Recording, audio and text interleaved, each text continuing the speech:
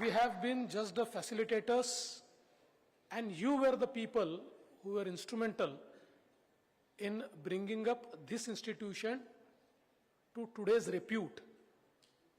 And when I look at the way it is progressing, I'm absolutely sure that it will be one of the premium institutions in our country. Now let me respond to what you have said about, one of the announcement which you read in Times of India. I didn't even read it in Times of India. I got to know it from you.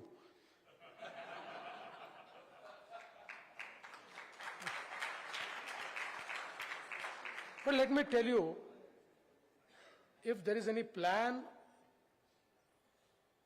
from IIM Nagpur to establish a campus in Pune, I'll be very happy to give land.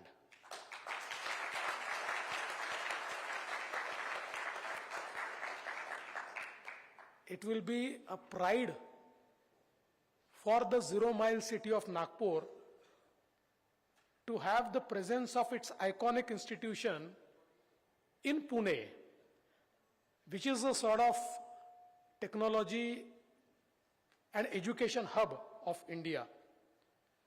So I would like to tell you that whenever any from the IIM Nagpur reaches me, I'll try and expedite it. Today, I'm very happy that this Zero Mile Samvad has been organized by IIM Nagpur. I think a Samvad like this is not only thought-provoking, but it also paves a way towards our goals. When the business leaders, thought leaders, political leaders, all of them come together, express their views, put forth their ideas, I think that culminates into a bigger idea which takes you towards your goal. And today, we have aligned the central idea of Zero Mile Samvad with the goal given to us by our Honorable Prime Minister, Shri Narendra Modi ji, to make India a 5 trillion economy by 2030. I'm absolutely sure that we are going to achieve the 5 trillion mark by 2030. In fact, few of the reports suggest that by 2030, India may not be 5 trillion, India can be 9 trillion. And I think the strong leadership and also the youth, the human resource of this country will surely make it possible. Friends, I would say that this is the most opportune time for India. In fact, in 90s, we started liberalization, globalization. We opened our doors for the world. But for years together, we were struggling. We are not confident. We are apprehensive. What is going to happen? What's going to happen to our own industries? We also heard a talk that there will be one more East India company which will take over India. From there, we started progressing. We could see Indian industries, Indian businesses standing strongly in the global competition, and in last 9 years, we have seen that now there is no more struggle. There is no more just aspiration, but with a very strong resolve,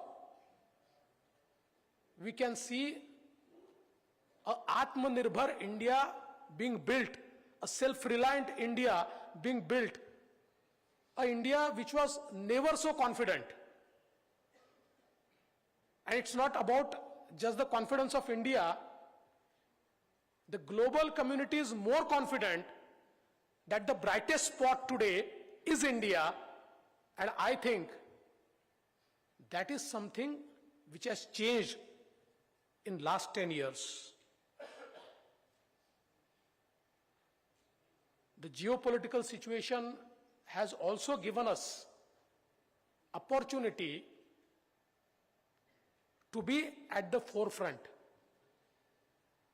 We have seen that for 30 years, China was factory of world.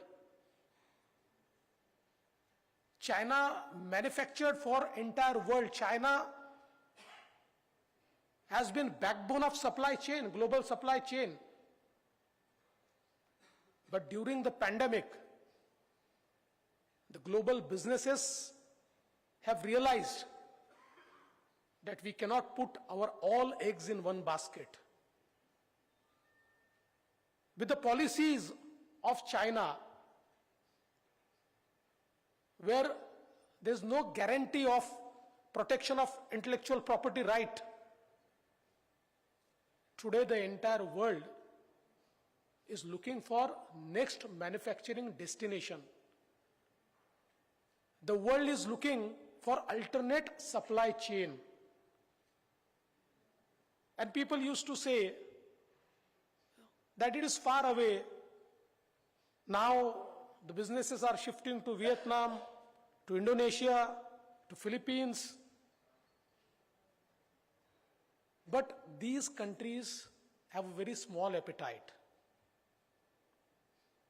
When there is an exodus, these countries are not capable of handling it. Today, after a little shift, we can see that there are a lot of energy problems, labor problems, shortage of human resource in many of these countries. And now the world has realized that the only destination where we can actually locate ourselves and create a new icon for global supply chain is none but India. And I think that gives us a very huge opportunity to become a global leader. And that is why when we talk about 5 trillion economy, I think today's topic, which is given to me, is very relevant, whether Maharashtra will be the gateway to 5 trillion economy. And I would say Maharashtra has to, and Maharashtra will be the gateway to 5 trillion economy.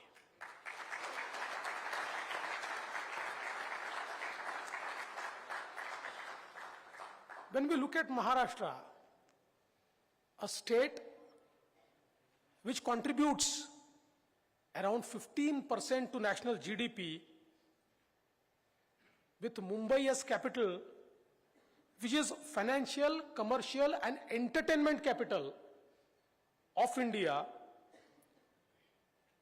Maharashtra accounts for 25% of Indian exports, 29% of FDI inflows, 18% of industrial output, and barring the COVID years, our 7-year CAGR has been 10.4%, and we have 57% population which is below 27 years of age. We have highest number of universities in the country, and we also account for largest generation of and consumption of electricity in the entire country.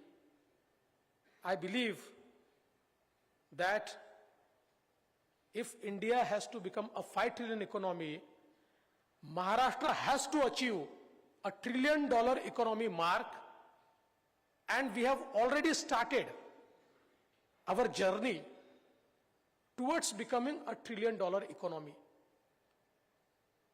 And I think technology plays most important part in this journey. It's an important enabler. It's a force multiplier which provides immense scale, and it's very crucial for such huge population, so that there is always an equity and not just handful of people have the fruits of the development. And I think this technology-led development plan is one of the most important thing which will bring equity in our journey towards $1 trillion economy. We all know that technology by its existence and design is very inclusive. It doesn't recognize whether the person Devendra Fadnavis or whether it is CP Gurnani or whether it is anybody else. Everybody is in a virtual queue, first in and first out. And I think when the governance recognizes that it has to be led by the technology, it brings a lot of transparency, it brings efficiency, and that is why I think technology will be one of the biggest pillars to achieve the $1 trillion mark. I think the speed of travel and the speed of data are the two things which will determine our progress. Speed of travel, of course, the mobility is something which not only gives you quality life,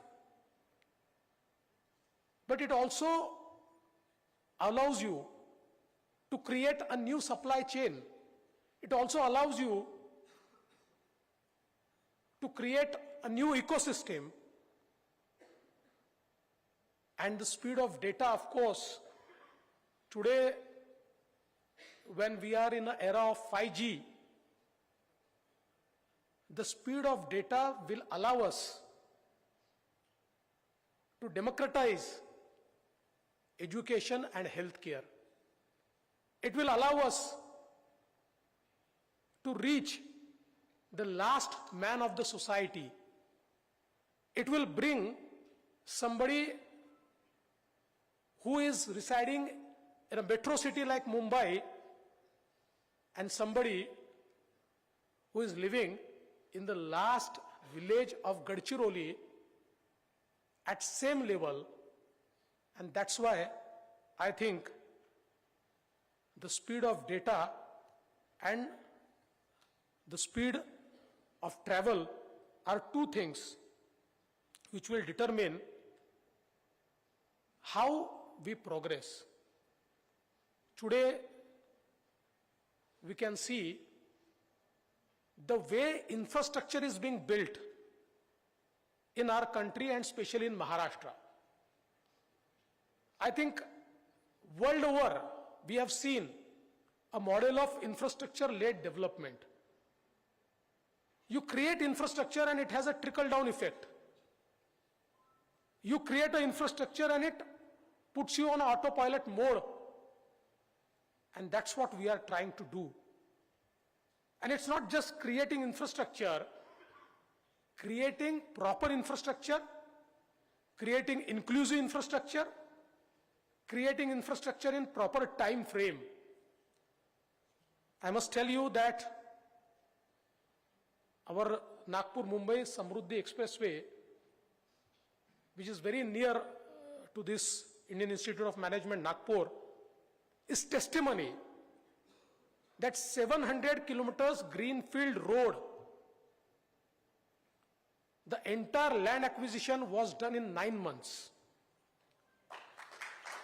And the road is created in 4 years.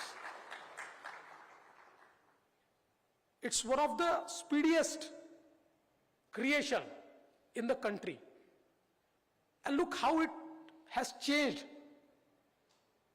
the entire ecosystem in Vidarbha. And that is why I think we actually created an economic advisory council to chart a roadmap for making India, Maharashtra, a $1 trillion economy. This economic advisory council is led by Mr. N. Chandrasekharan of Tata Sons and 20 strong CEOs from India, especially from Maharashtra, and also leaders from diverse fields. They created a report. After extensive deliberation, after extensive field survey, they created a report. And this report was accepted by Government of Maharashtra, and we created our own version of Niti Aayog, which is Mitra. And now this Mitra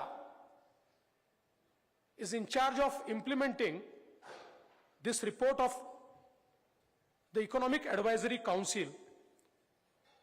And this EAC report deliberates on 9 takeaways. First is, of course, how to maintain our growth rate, because between 15 to 20, our growth rate was nearly 12%, but during COVID years, it became negative. And now for $1 trillion economy, we want to take it to 12 to 14%. And how do we do it? Are the ideas which are given by this Economic Advisory Council. One more challenge for the $1 trillion economy is the disparity. Now, if you look at Maharashtra, out of our 36 districts, 7 districts contribute 55% of GDP, and bottom 18% districts contribute less than 20%. So although at the macro level, we may say that economically Maharashtra is a leader, but when we look at the microeconomic scenario, there is a huge disparity. But we can see it other way. It's not just disparity, it's also opportunity. Now these 18 districts, if we focus and we accelerate their development, will automatically hit the number which we require. And we have always seen that to develop a potentially developed economy is very difficult. But with proper ideas, proper decisions, and proper investment plans, we can accelerate the aspiring economies, and that will be our strategy. So, a balanced growth will be our strategy. Our focus now will be more on new age industry like EV, semiconductor, hardware manufacturing, green hydrogen. And I forgot to respond to your thought about refinery. And let me tell you, Mr. Gurnani, I'm totally ready to welcome a refinery in Nagpur. I am ready to give the land. I am ready to provide everything.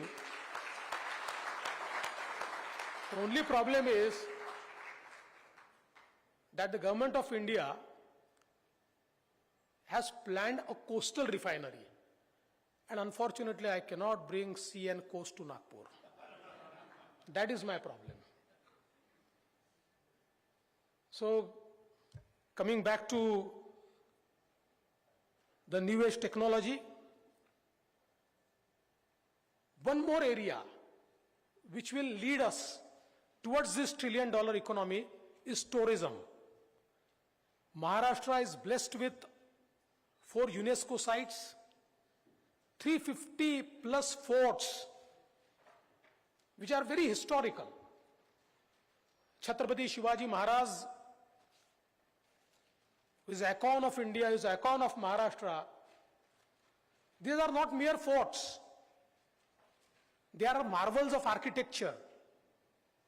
They are marvels the way they are planned.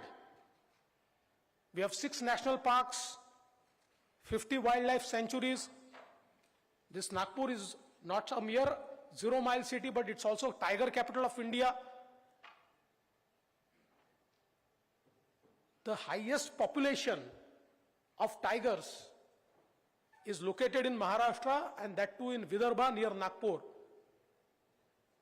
We have 720 kilometers of coastline,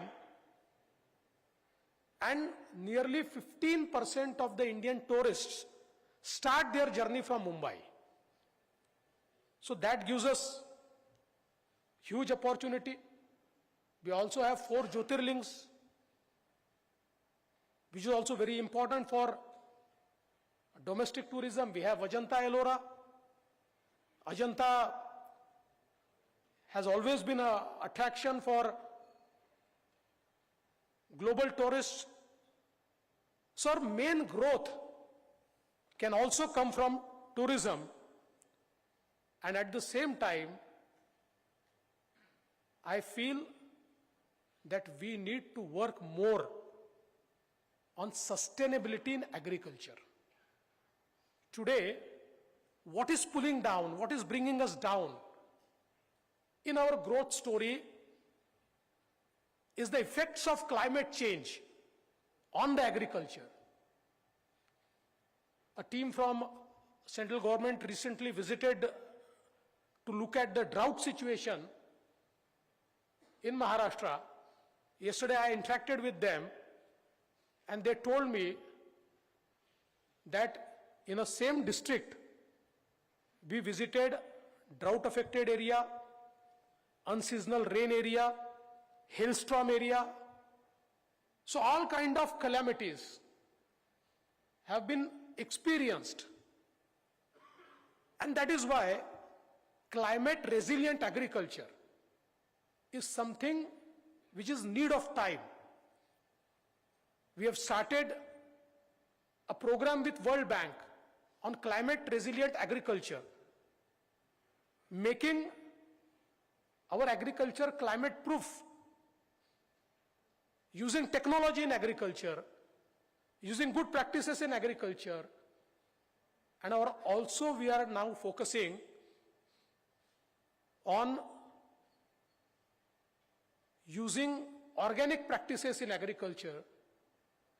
And I think this is one area, because in Maharashtra, agriculture contributes to around 35% or 40% of employment. But the share of agriculture in our GDP is now less than 10%. So the disparity is created. that with the efforts of 35 to 40% workforce, we are creating less than 10% of the GDP. Those people will always remain poor unless we put in technology, unless we put in new ideas, unless we make the agriculture climate resilient, unless we provide them water security. And that is why now in Maharashtra, we are specially working on providing water security to our farmers. Now for 5 trillion economy and 1 trillion economy of Maharashtra, we would also require lot of land and capital requirement. We'll have lot of land and capital requirement. So there are different ideas, different tools through which we are trying to free up the land and make the land parcels available for investments. And so far as capital requirements is concerned, I think in today's world, I've experienced that if you have a project which is bankable, even for a project of government which is bankable, today capital is not a problem. I recently visited to Japan. I showcased our iconic project of VVSL, Warsaw-Virar Sea Link, which will be a sea link of 42 kilometers. And after looking at the way it is going to change the mobility in Mumbai and MMR region, they almost agreed to fund this PVSL. And in my last tenure as Chief Minister, I started projects worth $30 billion in the state of Maharashtra. And I think there was a report from Deutsche Bank in 2019 which said that Maharashtra accounts for 49% of the big infrastructure projects. Those are undertaken in the country. So I think today, for infrastructure, for the projects which will accelerate your growth, capital is required, but I think if you have a proper approach, if you have a proper governance, I must tell you, in Mumbai, for the first metro, it took 11 years to create a 11-kilometer metro, and in 5 years, I started 372 kilometers of metro network, out of which 50 kilometers is already delivered. In 6 months, we'll deliver 50 kilometers more. Next year, 50 kilometers more.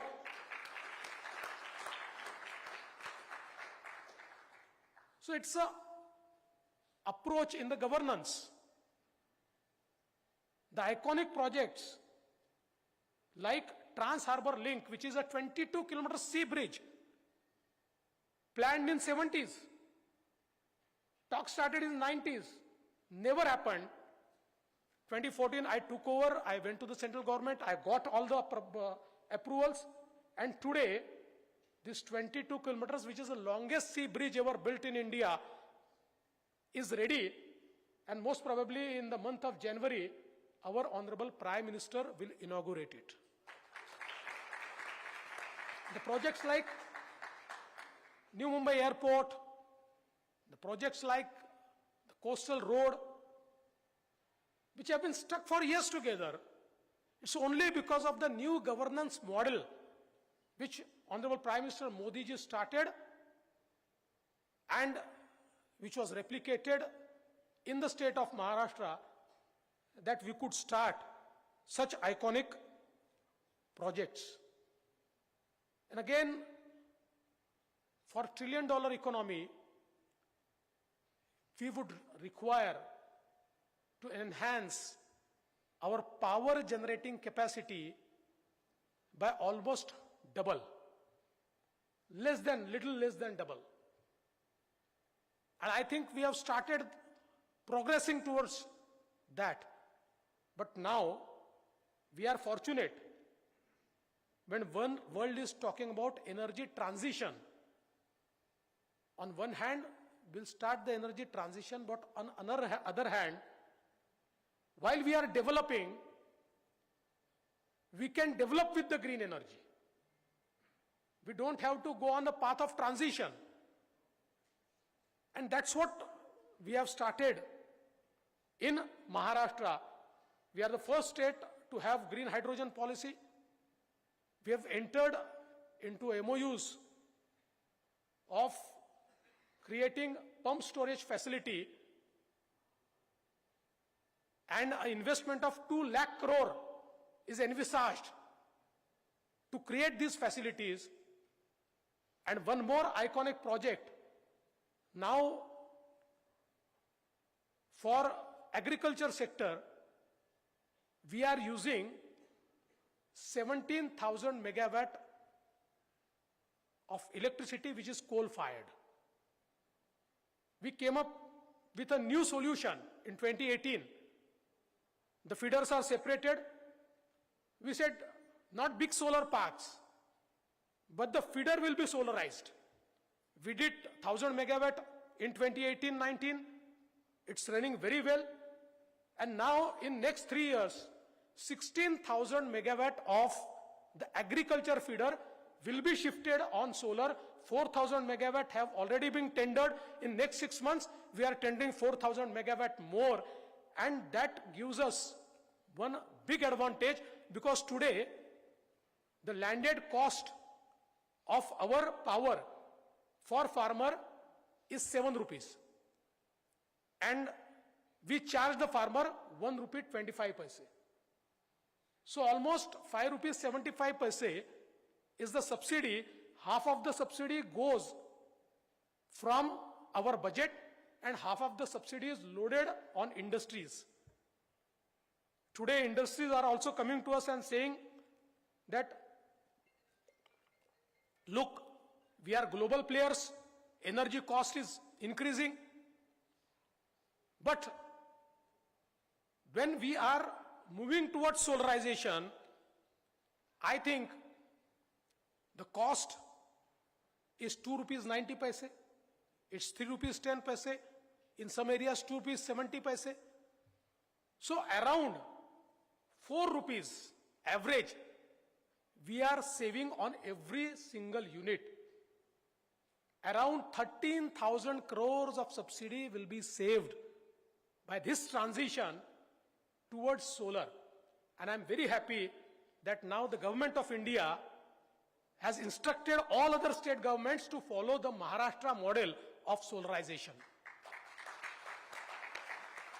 I think I have already ran out of my time, and I could see that there is a small dialogue between MOC and the organizers. So I would conclude that yes, Maharashtra is going to lead the way, because recently a survey was done by Outlook and it has established that the startup capital is not Bangalore, it's not Hyderabad. The startup capital is Maharashtra. The highest number of startups and the highest number of unicorns are situated in the state of Maharashtra.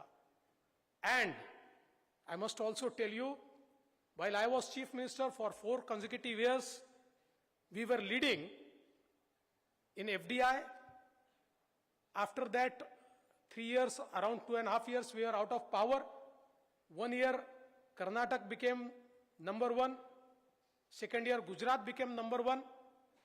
But again, after we came to power this year, Maharashtra is number one in FDI. So with this renewed sense, I am very sure that Maharashtra is going to lead the way. I would just like to conclude by what Peter Drucker once said: the best way to predict the future is to create it. So I would like to say, join me. Let us work together to make India a $5 trillion economy and Maharashtra a $1 trillion economy. Thank you. Jai Hind, Jai Maharashtra, Jai Bharat.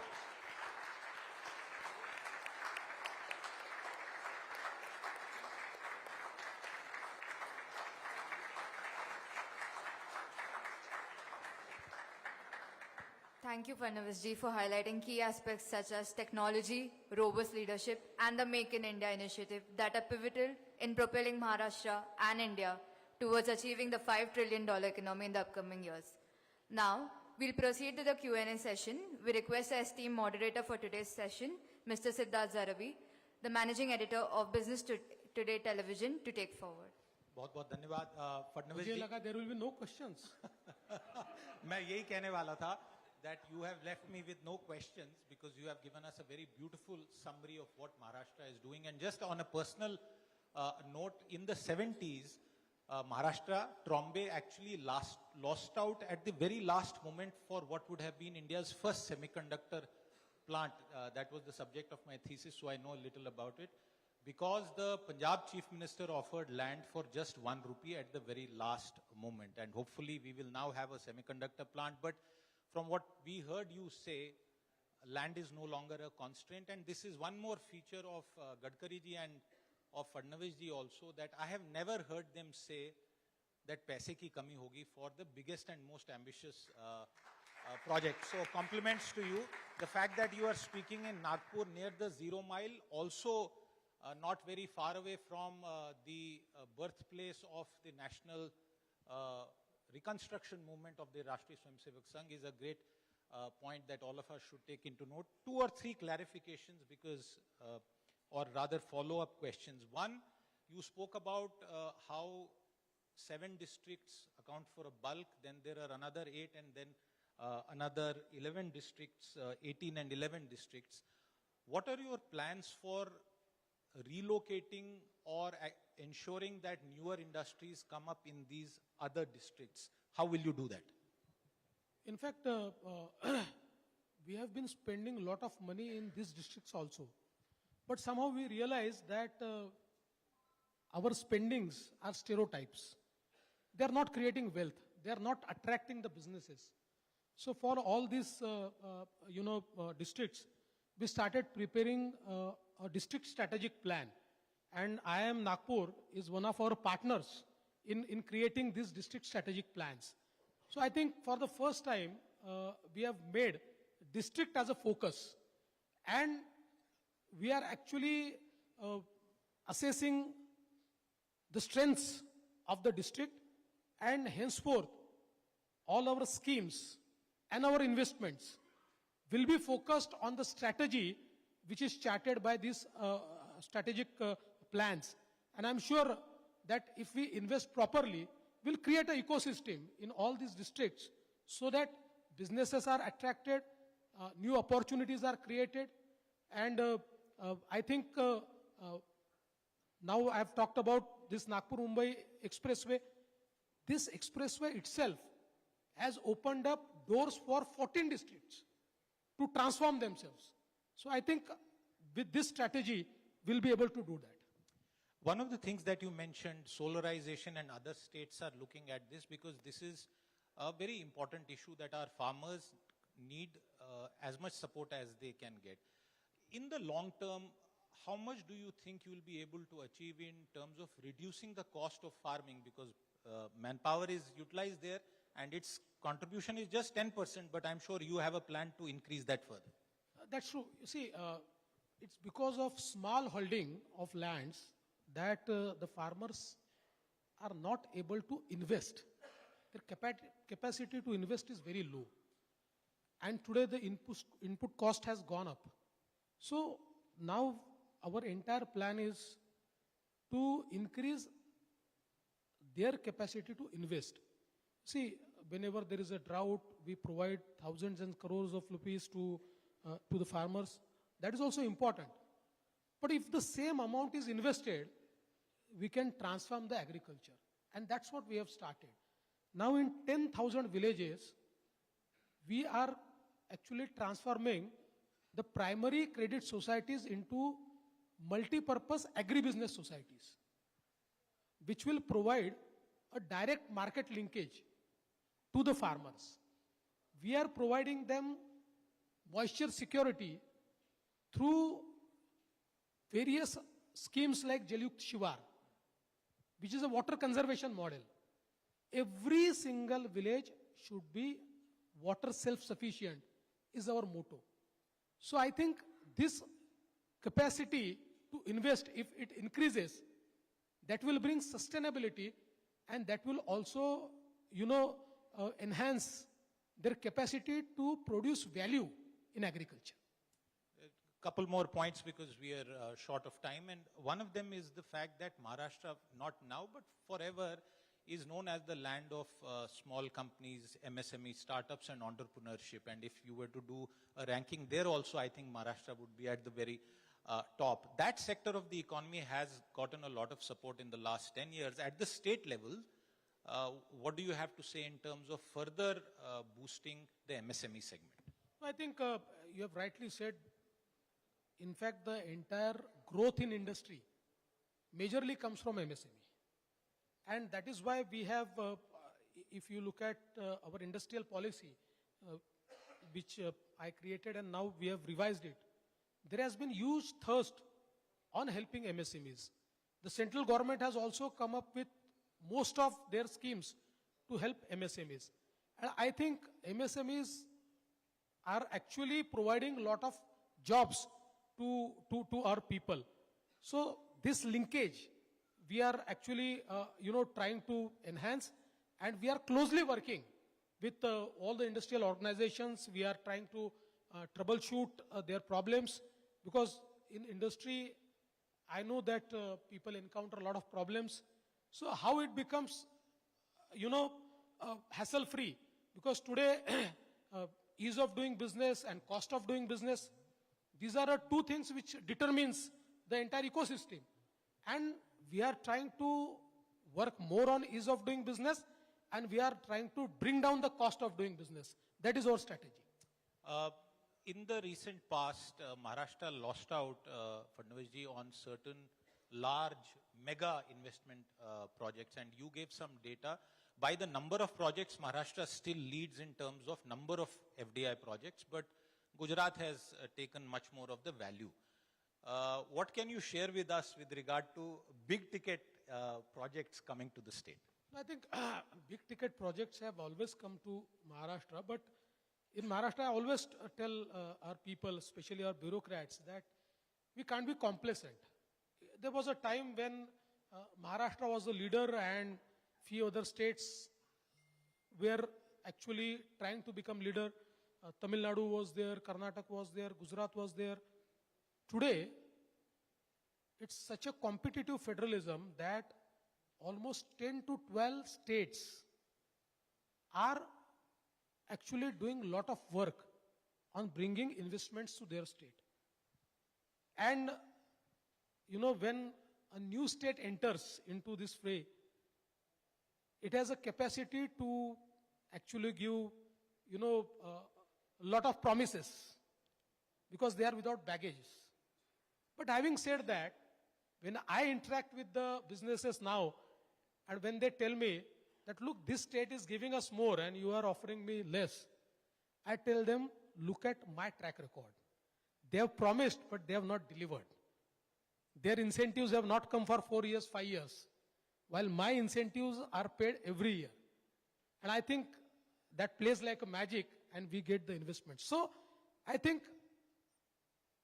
don't think that every investment should come to me. Investments will go to other states as well. But yes, I am competitive and I am competent to take any investment. हम नागपुर में हैं, मिहान हमारे बिल्कुल निकट में है. मेरा आखिरी प्रश्न आपसे आज के लिए, मुंबई दशकों से सुन रहे हैं, मैं भी रहा हूं, बचपन में पढ़ाई भी हुई है. महाराष्ट्र में नया मुंबई कौन सा होगा?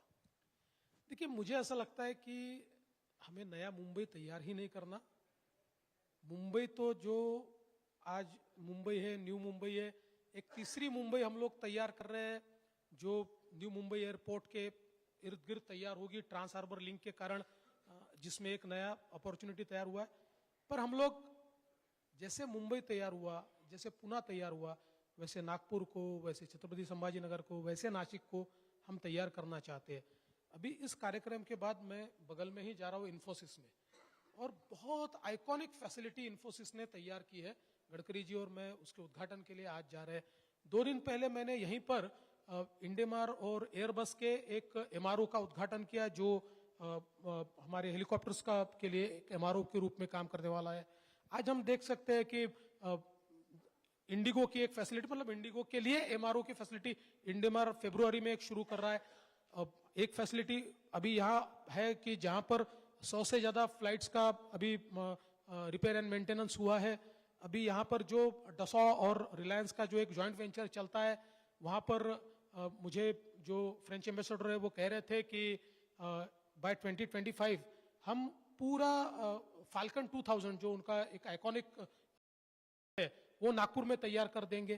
तो मुझे ऐसा लगता है कि अभी ये इकोसिस्टम तैयार हो गई है, मिहान में हो गई है, और नागपुर ये 0 माइल सिटी है. तो यहाँ पर हम लोग लॉजिस्टिक्स के बारे में बहुत ज्यादा वर्क करना चाहते हैं. एक इकोसिस्टम तैयार हो रही है.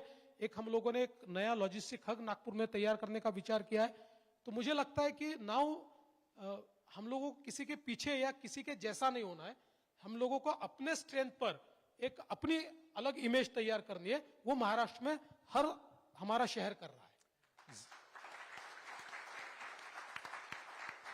जीरो माइल संवाद, महाराष्ट्र की बात देवेंद्र फडणवीस जी के साथ. आपका बहुत बहुत धन्यवाद देवेंद्र जी.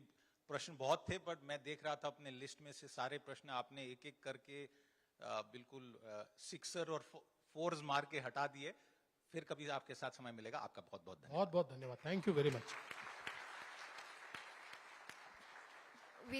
We thank the esteemed dignitaries Shri Devendra Fadnavis and Mr. Siddharth Zarabi for the engaging discussion. We would request Shri C.P. Gurnani to present a memento as a token of appreciation to Shri Devendra Fadnavis ji.